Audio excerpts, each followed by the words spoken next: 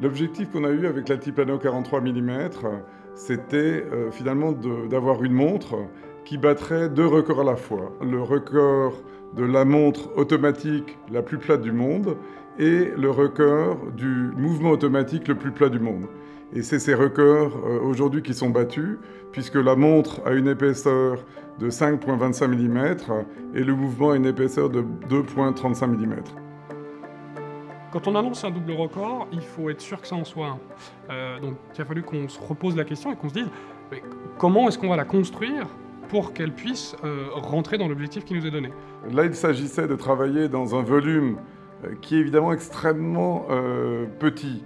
Donc aujourd'hui, vous avez beaucoup d'éléments du mouvement dont l'épaisseur est inférieure à l'épaisseur d'un cheveu. Pour obtenir la montre la plus plate du monde, eh bien, il fallait vraiment optimiser toutes les interfaces entre le mouvement et l'habillage. C'est là où on se rend compte que, d'une certaine façon, la contrainte technique rejoint l'esthétique. L'élégance, elle est née de l'essence même de ce produit par le fait qu'elle est très plate. Et elle est très plate parce que ce mouvement est particulier et qu'il est lui-même très plat.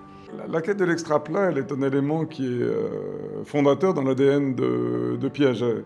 Donc en fait, aujourd'hui, c'est véritablement la symbiose entre la boîte et le mouvement d'un produit.